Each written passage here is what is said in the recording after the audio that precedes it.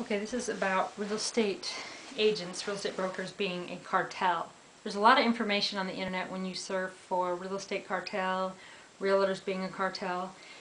And basically I think that the National Association of Realtors, they're above the law. They're above antitrust laws, above cartel laws, above like Sherman Trust, or what is that, Sherman, one of the other antitrust laws. They do all of these things that you're not supposed to do, but they get away with it.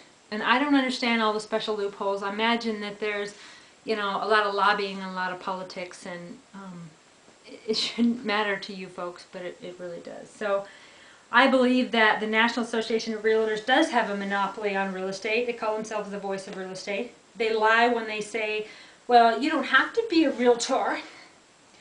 Oh, right. I could do a completely different profession, you mean? No. You could be a real estate agent and not be a realtor. Oh, right. But then I can't use your secret MLS, and all your realtors are going to boycott me, and the shiny magazines are going to boycott me. Some of the newspapers are going to boycott me, and well, I don't have to join, but let's see. Do I really have a choice? I don't think so. Also, as a real estate agent joining a new office, if they're a member of the National Association of Realtors, then you have to be too. So there's no choice in that. Well, I guess you could move on to another office, but what?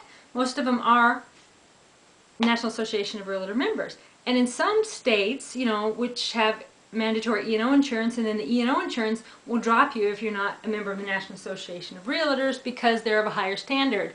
Not.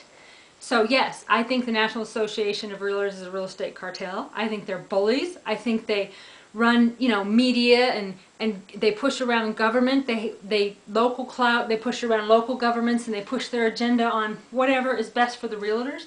They do this in hometowns that are teeny little towns of a couple thousand up to huge cities. They do it on the federal level. They do it on lawmaking, and there really is no end in sight. As they actually wake up and feel that consumers don't need them, and that the internet's going to make it easier for you folks to sell without them, they're going to enact more and more laws to make it impossible for you to do business without them. They're already doing this.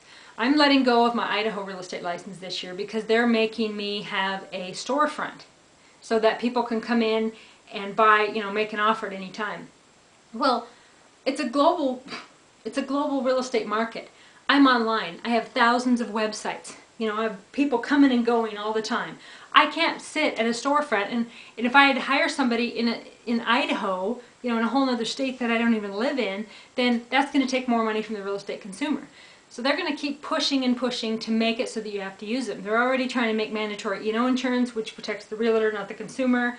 They are changing laws. They tried to push out discount brokers. They've tried to make all of these changes that makes it harder and harder for you to do business without a realtor. So, yes, I do believe they're a monopoly. They have a monopoly, and they're a cartel, and I believe the National Association of Realtors is totally against the real estate consumer. So, don't trust them. Think for yourself. SavvyBroker.com.